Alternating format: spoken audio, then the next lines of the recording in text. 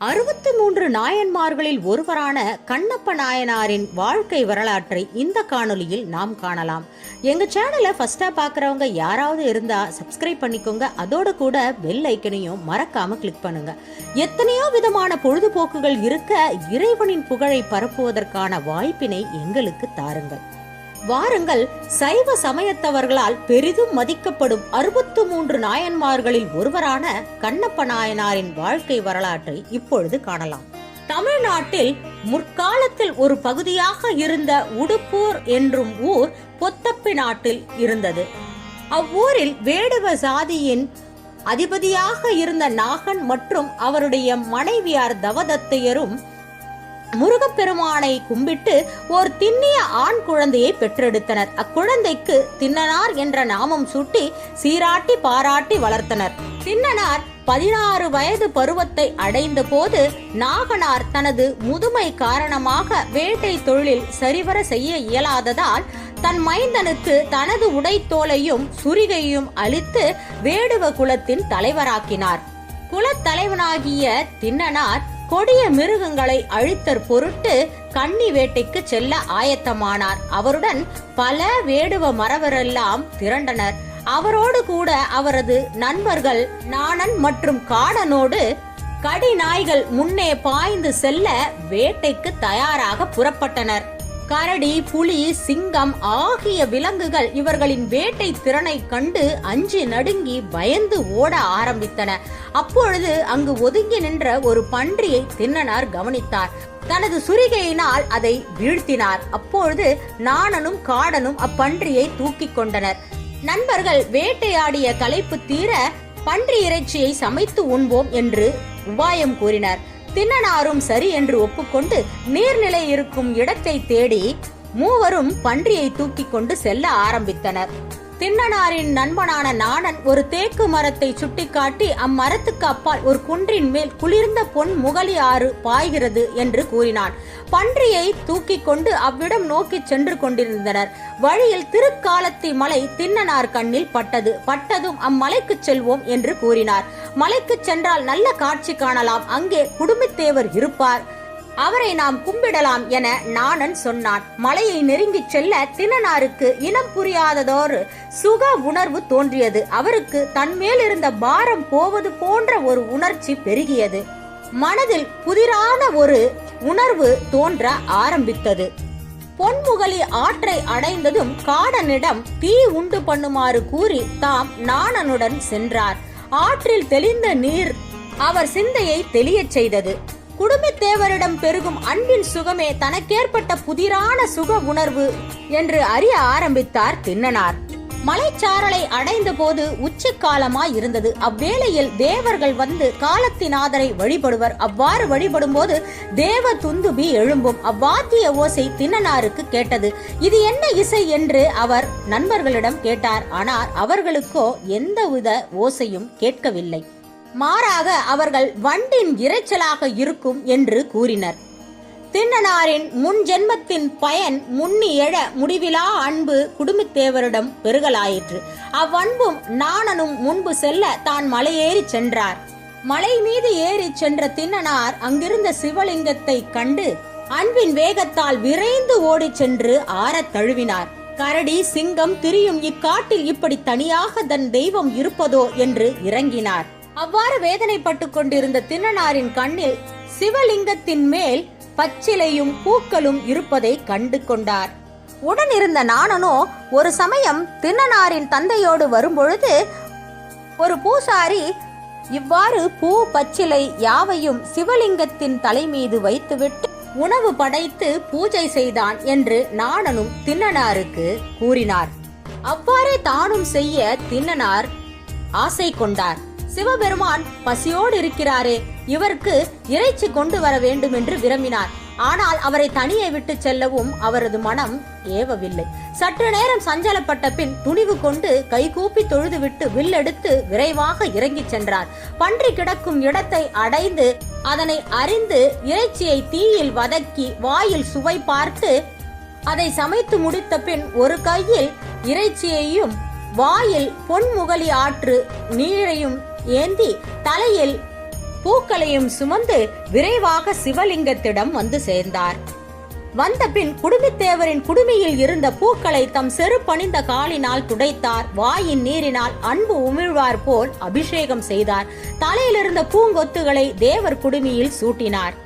பிறகு தான் சமைத்த இறைச்சியை தேவரின் முன்பு வைத்து, இனிய ஊன் நாயனீரே, நானும் சுவை கண்டேன், அமுது செய்தருளும் என்று மொழிகள் கூறி அமுது செய்வித்தார்.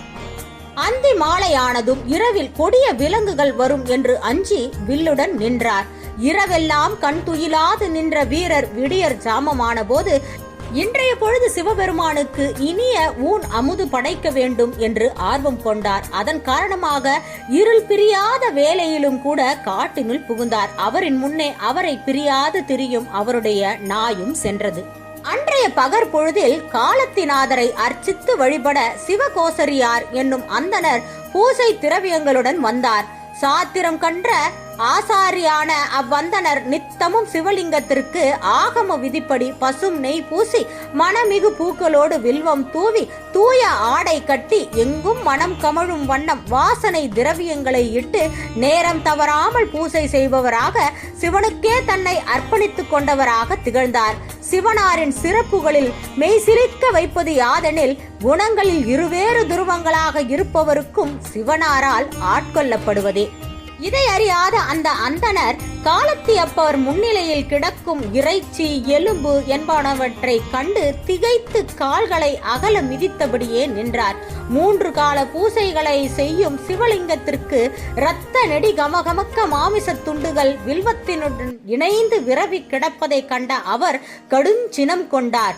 வேட்டுவ சாதியினரே இவ்வேளையை செய்திருக்க வேண்டும் என்று நொந்தார். பூஜைக்கு நேரமாகிறது என்ற உணர்வு எழுந்ததும் இறைச்சி, எலும்பு போன்றவற்றை எடுத்து எரிந்து விட்டு பொன்முகலி சென்று நீராடினார். மீண்டும் வந்து இறைவனை நீராடி ஆகம விதி முறைப்படியான பூஜையை செய்துவிட்டு சென்று விட்டார். இருள் பிரியா போதில் காட்டில் புகுந்த திண்ணனார் பல விதமான மிருகங்களை கொன்று ஓரிடத்தில் சேர்த்து அதை தீயில் இட்டு சுட்ட பிறகு தேனையும் கலந்து தான் சுவைத்து பார்த்தார். இப்பொழுது இது உண்பதற்கு நன்றாக இருக்கிறது என்று மறுபடியும் இதை கொண்டு சென்று சிவலிங்கத்தின் முன் வைத்து, இது முன்னையிலும் நன்று, நானும் சுவை கண்டேன், தேலும் கலந்தது, தித்திக்கும் என கூறி திருவமுது செய்வித்தார். இவ்வண்ணம் பகல் வேட்டையாடி இனிய செய்கை செய்வதும் இரவில் கண்ணுறங்காது காவல் புரிவதுமாக திண்ணப்பர் இருந்தார்.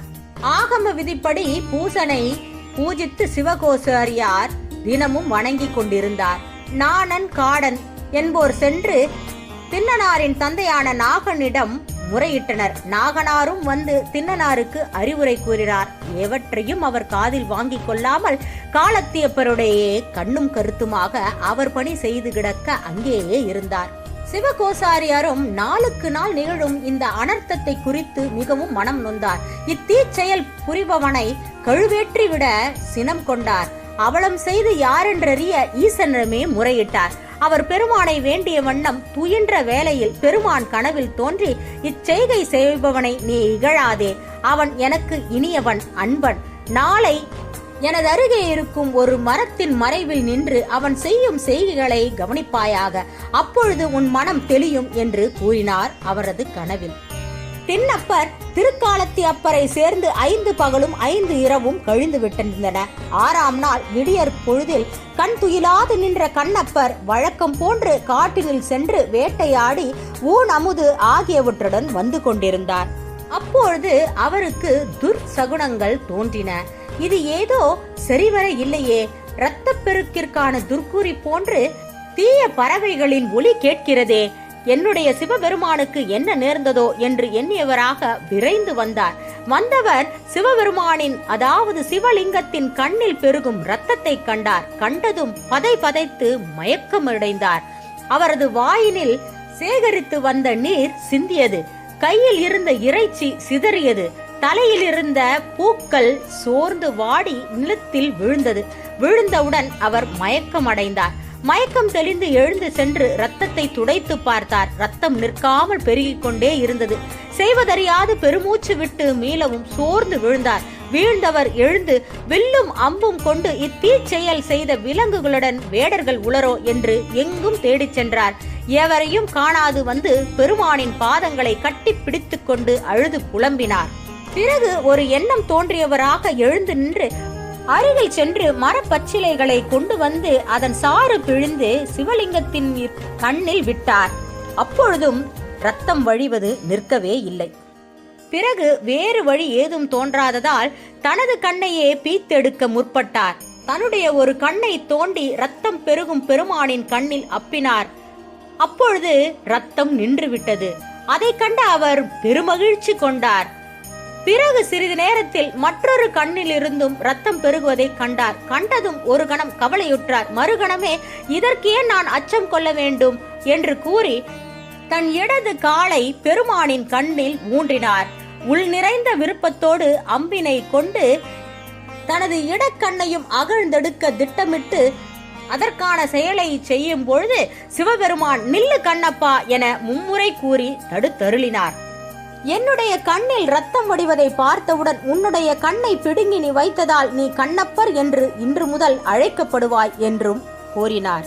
அது மட்டுமில்லாமல் நீ எப்போதும் என்னுடனேயே இருப்பாய் என்று கூறி திருக்காலத்தி மலையில் வைத்து முக்தியும் கொடுத்தார் சிவபெருமான்.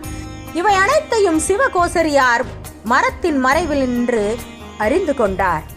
இந்த கண்ணப்ப நாயனாரின் வரலாற்றில் இருந்து தெரிவது என்னவென்றால், இறைவனிடம் நாம் எப்போதும் அன்போடும் பக்தியோடும் இருந்தால் முக்தி கிடைக்கும். அது மட்டும் இல்லாமல் பிறவி பிணி கூட நீங்கும். இதனால் நாம் பக்தியோடு இருப்போம், முக்தி பெறுவோம். இந்த வீடியோ குறித்து ஏதேனும் கருத்துகள் இருந்தா கமெண்ட் பாக்ஸ்ல மென்ஷன் பண்ணுங்க. இந்த வீடியோ பிடிச்சிருந்தா லைக் பண்ணிட்டு உங்க ஃப்ரெண்ட்ஸ் அண்ட் ரிலேட்டிவ்ஸ்க்கு ஷேர் பண்ணுங்க. எங்க சேனலை ஃபர்ஸ்டா பார்க்குறவங்க யாராவது இருந்தா சப்ஸ்கிரைப் பண்ணிக்கோங்க. அதோடு கூட பெல் ஐக்கனையும் மறக்காம கிளிக் பண்ணுங்க. அடுத்த ஒரு திவ்ய வரலாற்றுடன் உங்களை சந்திக்க விரும்புகிறேன். அதுவரை உங்களிடமிருந்து விடைபெறுகிறேன். நன்றி, வணக்கம்.